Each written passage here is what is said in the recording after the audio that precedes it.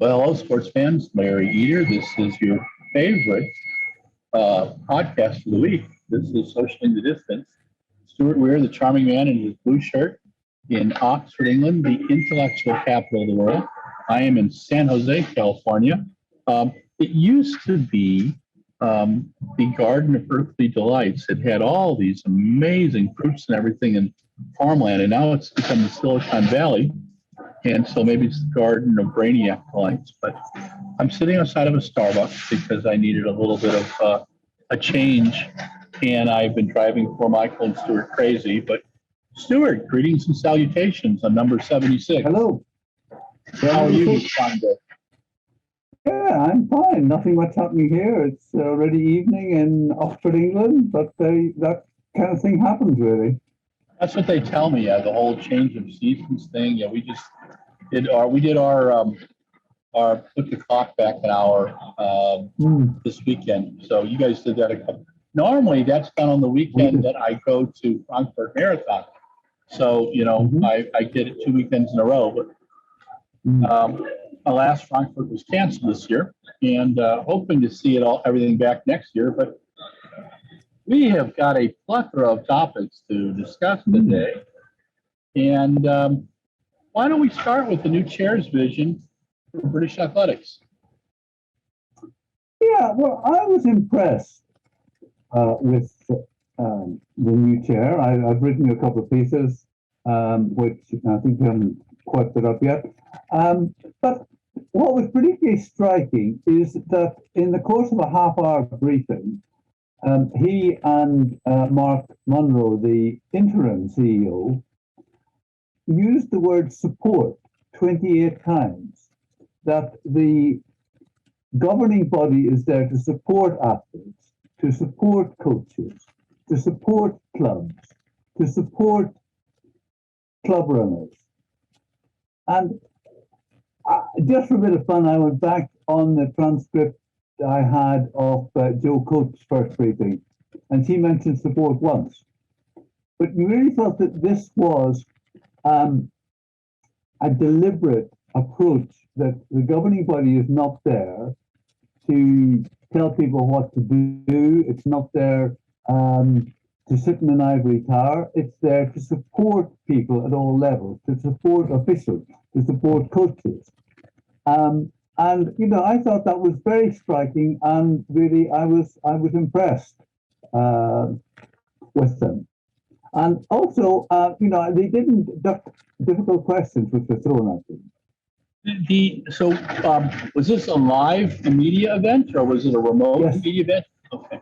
Well, no, it was on Zoom, but that, because that's the way things are happening at the moment. But also, of course, the chairman is not an employee, and so he is in Scotland, whereas the CEO is in England, so therefore they wouldn't be together anyway. So, but no, it was fine. We had about half an hour. There were about, I think, 7 of us altogether. What's your gut tell you? What does your gut tell you about where? My gut tells me that the sport is in good hands. I think that as I tried to say in the piece I wrote for you, I don't think that Jill Coates is a bad person. I think she was the wrong person. I think she did some good things, but I think the criticism of her and Sarah Samington is that they never quite got the sport. And you could not for 1 minute say that about the two who are in charge. I mean, just the way that in the middle of a sentence, Mark Munro would mention cross-country or road running, with the just little aside, because you have to remember that our sport is not just track and field. Yeah. I mean, just that kind of nuance, which would immediately please the road runners and the cross-country runners, who may sometimes feel that they are, I'm going to say the black sheep of the family, but that they're not considered as important as the firstborn of track and field. So that was great, and of course, we have that wonderful picture of Ian Beattie, the new chair, up to his ankle in mud. running a cross-country race. He's a man who organizes cross-country races in his spare time. So yeah, very much people for sport. Again, both of them stressed a lot of time their willingness to listen, their desire to listen. I mean, one person asked them, will they be speaking to the likes of Dina Asher-Smith regularly? But I think, with respect to my colleague, that he slightly missed the point, because these are people who don't necessarily have to make a point of speaking to athletes. They are just in touch. Like BT's firm, his law firm, organized, sponsored a cross-country race, which happened to be won women's side by Lauren Muir, men's side by Andrew Butcher. So he was there instantly, two elite athletes who are at an event that he is there just doing his day job, you might say. No, I think that's cool. I think that the thing that's coming across to me is that anytime you're doing a presentation, anytime you're doing especially a press conference, and you want to get the word across, you're trying to be inclusive, things like support are big words. The powers that be, if they have the experience in all parts of the sport, the distance running makes up the biggest numbers in the U.S. Federation, and my guess it's probably the same thing in British athletics. Cross country is phenomenal in your country as it is in ours. And my guess is that they didn't feel the support.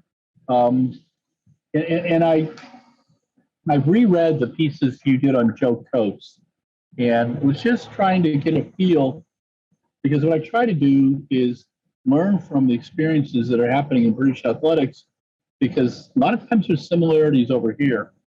And the communication skills were not lacking with Joe Coates. I think my belief is her and Sarah Symington, especially Sarah, seemed to be eternally frustrated with the way the sport was looking at them. And they always seemed to be on the defense. And I went back and looked, and there was a couple comments that you had made in observation at that last press conference with Sarah, and a couple of the ones before. And in reading people, I do believe that Joe Coates gave it her all. She just didn't have enough knowledge of the sport to do the right things. My belief is Sarah Symington may be a wonderful person. But the other thing you could say is that, of course, sometimes you do come into a job where you don't know everything.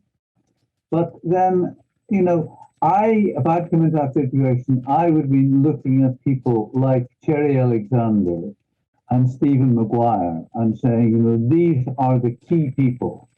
I've been saying that Stephen Maguire and Cherry Alexander are the key people, and they're the ones that I've got to keep listening to. But rather than that, they were gone. Okay. We were talking a little about Joe Coates and Sarah, and the comment that I made is I agree with you that Joe is a good person. I don't think that there's an issue there. I just share with you that unfortunately, sometimes people aren't right for the job or just didn't have enough knowledge to do the job well. I think it was more that knowledge part for Joe. The Sarah Symington issue, I'm not sure she liked runners any more than they liked her. And that's kind of a tough one when you're so involved with a sport that's so responsible for much of the sporting success, like British athletics is. And, that's part of the issue. But I think that, like you have said, the new chair, their vision for British athletics, using the support word, trying to be transparent, all those things add up. And that's good. Also, I think a lot of people will be quite excited to hear both of them talking about their commitment to hosting events. Because again, we never quite knew whether Joe Coates thought that was important. But that first of all, we had Ian Beattie saying that he had been speaking to people from World Athletics and European Athletics, both of whom wanted Britain to be back to hosting events the way it used to be. And he was very, very totally committed to that. And I mean, actually, a fascinating comment from Mark Munro is he said he would like to see a British athlete having 5 significant events in Britain to compete in before he had to leave the country. And at the moment, there's never been more than 2. I mean, there's never been more than the 2 Diamond Leagues. Although now I think we're having an indoor continental one. We're having 2 indoor, which we used to have as well. But the idea that perhaps we might have an outdoor continental as well. I mean, I think this is all pretty exciting. Now, next year is going to be a difficult year because there will not be anniversary games, because the deal with the stadium is that it's used by West Ham Soccer, and it's only available in July. And of course, July is when the World Championships are. So for 2022, there will not be an anniversary games, but new management are committed to having the anniversary games back in the London Stadium 23 and 24, and they're seeking an early meeting with the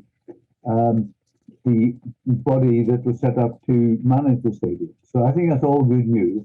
And also, they're keen to reopen talks with BBC to see whether some kind of deal can be done there. So all very positive. That's fantastic.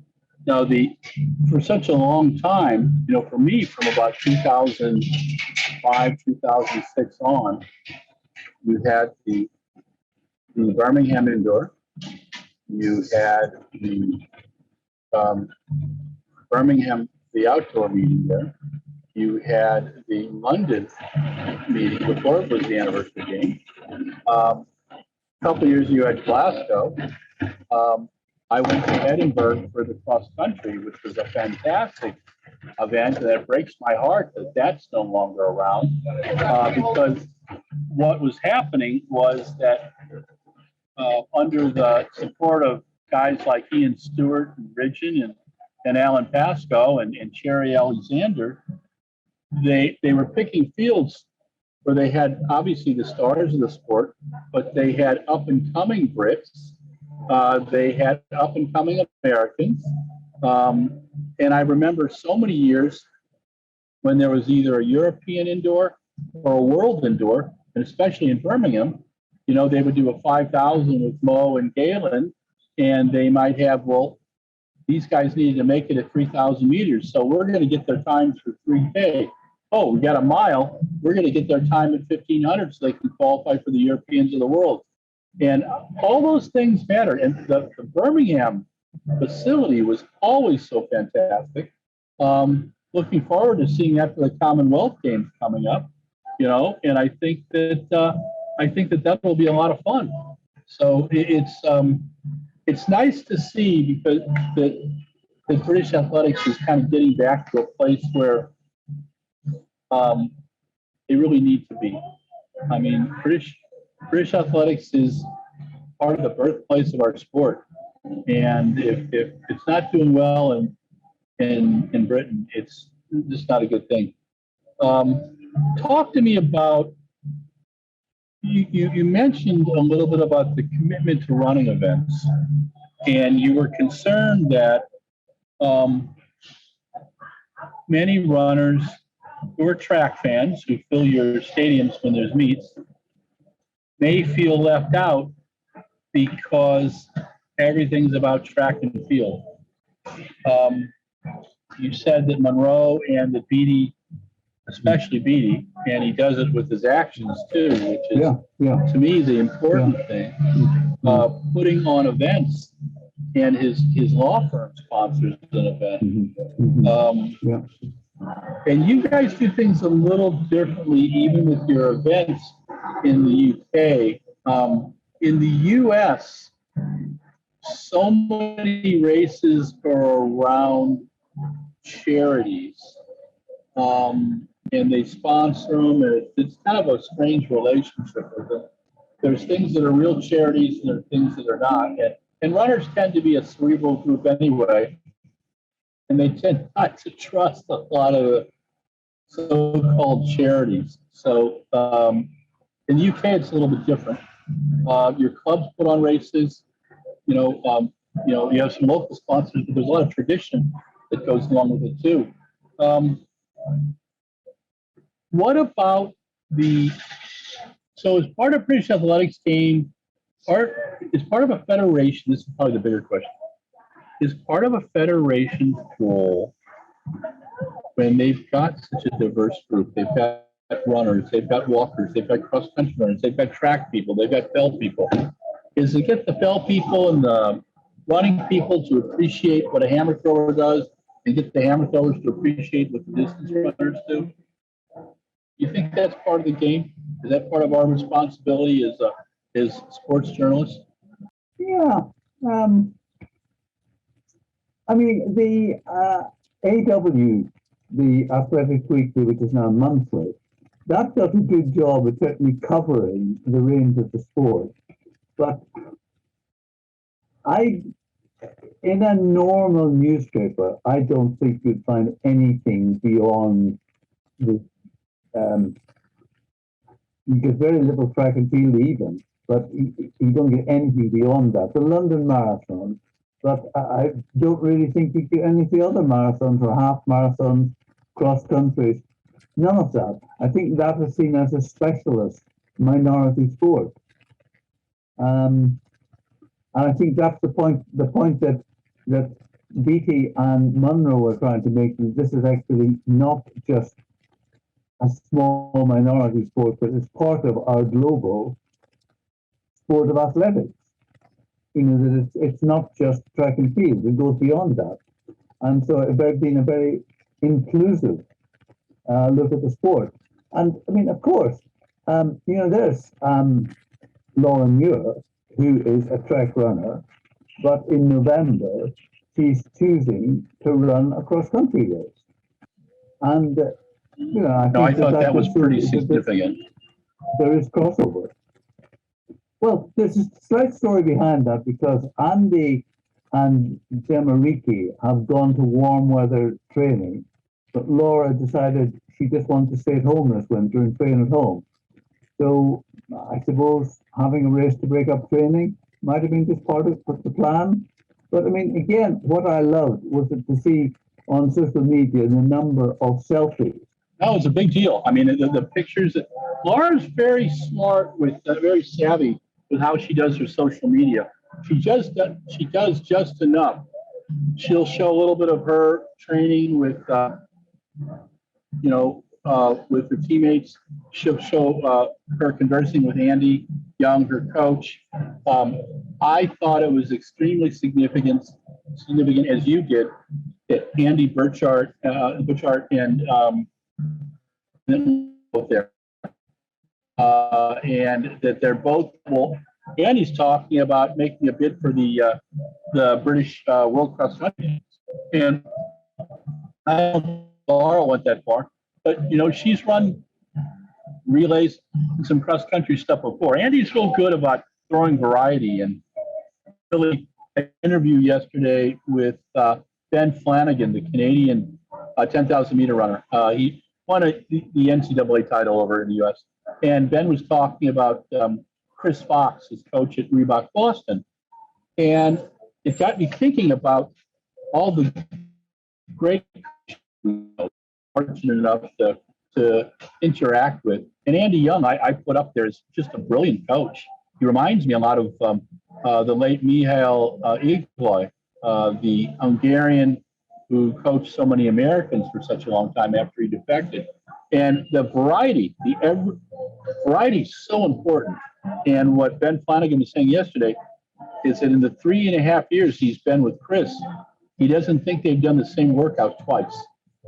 And when Andy talked to me, and we were having a beverage in Birmingham with Matthew Turnbull, the elite director at Great Runs. Andy said he thinks it's really important to have variety because it gives your brain a little bit of a break, but it gives your body a break too, you know? And there's so much more to running than doing 800-meter repeats. Oh yeah. And everything, Laura, I've heard Laura say that sometimes halfway through a training session, Andy changes it all because he wants to replicate a situation in a race which may not go the way you think it will. so you were talking about Laura Weir and just how, to me, she's such a fascinating athlete to watch globally, and to see that 8 years ago, she was running about, what, 424, 428 for a 1500? And we both had a conversation out loud in 2017 when she was just putting it all in there. But Jenny Simpson was catching her. She was trying to do the 1500 and the 5000. And you knew that Andy was under pressure that, you know, you got to produce. But obviously he knew what he was doing, because look what happened to her in Tokyo. I mean, that was one of the most exciting races. Yeah. But also, 2019, she ran an incredibly fast time in the World Championship. I think she was fifth. But she'd had an injury just about a month before. And it was really short of training. And yet to produce that amazing performance was quite something. No, it was, I think that variety that Andy throws at them is, in talking to the coaches that are successful and athletes that are successful. And I had an interesting one yesterday. So Mike and I interviewed Michael Cherry, the 400-meter runner, and we interviewed Ben Flanagan. And Michael had started out as a miler 800 kid in high school. And it wasn't until his junior and senior year that he got into the 400 and the 200. He ran 153 for an 800 meters. And he's talking to his coach now about moving up. And because I was teasing him, I said, well, Fred Curley can go down to 200 or 100. Why can't you? And he goes, oh, no, not that 100. But he told me a workout that Coach Smith had him do. It sounded like something that Andy would have Laura do. And it's a 1,400-meter run where you run uphill hard, you run downhill, you jog a little bit, you go uphill, you go downhill 7 or 8 times in 1,400 meters. Then you get a 5-minute break and you repeat it 3 times. And I'm just kind of going, wow. That's why that guy's running 44:03, because he's able to handle it the whole season. But as you and I talk to coaches on either side of the pond, we see there's key things with successful coaches. They are creative. They give variety. They know how to sell their program to their athletes. And especially in the winters in Scotland, which have to be as bad, if not worse, than winters in Oregon, where it rains all the time. I mean, I'd run in snow every day, but running in snow and rain and slush and stuff like you do in Scotland, they've got to be rather creative. And I think that stuff, I just think it's fascinating. So sorry for blathering on. I'm drinking a nitro cold brew, which means there's a lot of espresso in there. You put it for point number 2 on here about Katarina Johnson-Thompson, and big bit of news in the UK that she's moving to the US. So tell us about that. Well, she has been based in France with Bertrand Vincent, but Bertrand has now taken up a new job with the French Federation and does not have enough time to continue coaching her. And so she's actually now coming to work with Petros Cipriano in Florida. And he apparently does some work with Michael Weevil. So, and he is also apparently a friend of Joanna Kersey. So the article that I read about this was saying that there's a possibility that she may have some mentoring or encouraging role for KJT. I mean, KJT has been very unlucky with injuries, and I mean, having won the World Championship in Doha, she then got an injury last winter, which was actually worse than they made it sound at the time. But when she recovered that, of course, she had the problem in the 200 and had to withdraw in Tokyo. But it'll be interesting to see. I mean, already her new coach is making comments like her PR is 13:09 in the hurdles. I think she can go under 13. Her PR in the javelin is 44. I think I can get her to 50. And is saying that she can become, is it the fifth person to go over the 7,000 points? So interesting. I mean, she's 28, so she might say she's at her peak. And probably only got one more Olympics at that level. And of course, she will have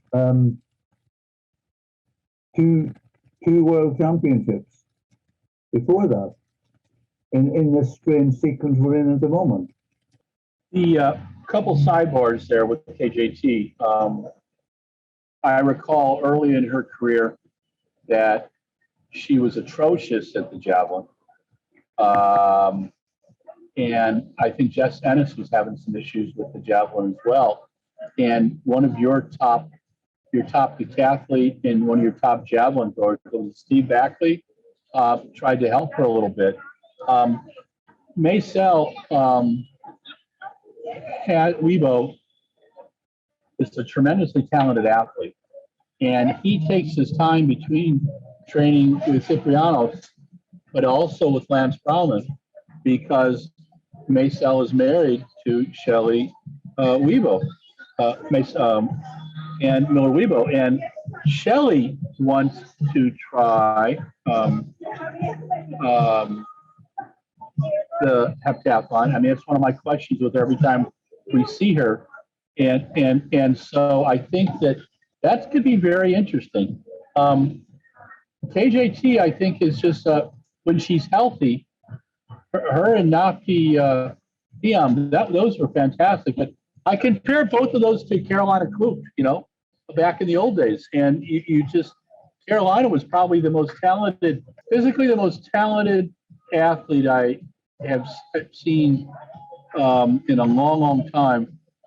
Her training was part of that success of the Swedish system, where they get kids to try every sport and then move on to things. And I think that's really why Sweden has had so many wonderful field event athletes. But no, it's nice to see KJT. We're gonna have to find a way to interview her. Just going back to what you were saying there about javelin throwing and so on. I mean, I remember once hearing Tony Minicello, who of course coach of Jess Ennis, saying that it's like spinning plates. Like he said, if Jess was heavier, she would throw further. then she probably wouldn't hurdle as well. And it's just getting the balance. Yeah, yeah. That makes a ton of sense because it was the I've sat in the stands with Tony and with Harry Mara, and boy, I wish I could put a camera on both of those two. But Harry's comment about multi-eventers is his job with Ashton Eaton was to keep Ashton from getting hurt in 10 events, you know, and to keep those mistakes down. And that's it's fascinating to watch the tactics in such an event. You know, it's just I wish that we could give the time in a national championships or a global championships. And you know, I thought they did a pretty good job in Tokyo. One of the top American decathletes was doing the field events. In fact, he beat Ashton Eaton back in 2011, and just the idea of being able to understand the events and communicating that. It's not that field events, people don't like field events. It's that they're poorly discussed and they're poorly broadcast, and that's a big part of the challenge. Talk to me about, we've got about 5 minutes left, and I'm going to move a topic around. I love the night of 10,000 PBs. I've gone to it four times. It was brilliant. It's where I got to meet my hero, Nick Rose, and have a beer with Nick Rose and Dave Bedford. And who doesn't want to have a beer with Nick Rose and Dave Bedford? And then watch your triathlon gold medalist from Tokyo. We got to watch run the 10,000 a couple times, and he ran brilliantly. And Ben Pucci is involved in the event with, and I'm forgetting the club right now that puts it on, but it's just so much fun, and it was so sad. Yeah, Highgate Harriers. They're a wonderful crew, and that they and Tom Bedford, who was working with Ben, came up with the way to drink a few beers while you're watching people run at 10,000. What better way to watch a 10,000, you know, Stuart? So it's just, but I'm glad that's going to be on May 14th this year. Yes. That's a little early, but you know, as I think it'll compete with the fields for possibly the Peyton Jordan out of Stanford, which will probably be a couple weeks earlier than that. So that's going to be fascinating to see what crews are there. Well, I'll have to watch the one here and then fly over to see that one. Yeah, but of course it is the official British Championship and trial for the world. Okay. So I think it may be that they want it to be early so that the elite runners can peak early, and then they've still got a couple of months before the Worlds. No, I think that I think that makes a ton of sense. You wanted to cover one other topic, which was coaching, the coaching strategy, the program that British Athletics. Yeah, I think we talked about that before. They've come out with a new official strategy. You know, recognizing the officials of the importance of officials, and you know, I think again that's just another good thing. I mean, it's a document of 20 pages. Building an understanding of the needs of athletes, officials, and competition providers. Investing in the development of skilled and diverse officials to support the competition pathway. At the heart of all we do is inclusion, and so on. Our values are people-centered, athlete-centered, valued and supported, two-way communication, two-way respect, inclusive, equality of opportunity, collaborative excellence. So yeah, I mean, I think it's good, you know, to recognize that you know, you and I have been to events where the officials were, shall we say, not quite up to standard, and was a little embarrassing. To actually invest in officials and give them support, that word again, training, show them that they're valued. I mean, I think it's just a thoroughly good thing to be doing. Yeah, no, I think you're right. I think you're right. It's so good to see. It's so good to see some of these changes with British athletics, and I think it's really, really important. Many have been concerned the last few years. And I think under Ian Beattie's hand and Mark Monroe, and we reached out to Mark about doing an interview, and he asked to get his feet wet, and then he'd do an interview with us. So that will be a lot of fun. I look forward to that. He's clearly a man of good judgment because he's been retweeting some of my stuff. Wow, he really is that good. He has good judgment. You know, did I say that right, Stuart? So you know you can. Absolutely. Like me again. Okay, Absolutely. good. All right, so you've survived even with a couple little breaks today, and I was doing stuff outside of a Starbucks, and I guess that their Wi-Fi sometimes is not as good, but we've got everything working now, and it's a bright and sunny day over here, just a little before 1:45 in the afternoon. It's But dark I over think, here. oh, I'm sorry. I like your office, Stuart. It's very professorial, you know? And, so I will be posting your stories today. I did a piece on Elide, the relay piece, which I thought was fantastic. And I told a lot of our readers that, you know, coaches and athletes, that they both could learn from what is being done, you know, what Elliot did in her career. And lucky to have seen her race the 400 flat, the 400 hurdles, and the 4x4. And she was such a talent. And I hope I think I told you. use it. I think I told you that I had worked out that I had seen her run 150 times. My gosh, that's amazing. That's amazing. All right, my friend, you have a great week. This was Athletics Chat number 76. Stuart Weir is in the intellectual capital of the world. He's the guy in the blue shirt, always charming. The guy who looks like a gnome with his earphones on, that's me, Larry Eder. I'm in San Jose, California. Thank you for watching your favorite podcast, Athletics Chat. Talk to you soon. Okay. And thanks, Mike Deering, for putting up with us today. Hey, sports fans, Larry Eder, RunBlogRun, Athletics Chat 76. Can you believe it? And this is the epilogue where Larry waxes poetically. So today, what did we talk about? We talked about how British athletics is getting on the right foot again, thanks to Ian Beattie and Mark Monroe. We talked about their media event yesterday, where during the media event, as Stuart noted, they said support 28 different times, again, trying to reinforce that message. They also realized that British athletics is road running, marathoning, race walking, cross-country running, fell running, track and field and track. It's that combination of things. Got to be inclusive. Our observations are this: Joe Coates, while meaning well, did not have the background to be successful at this position. Sarah Symington just didn't understand the sport and perhaps got a little too frustrated with the way people were thinking about her.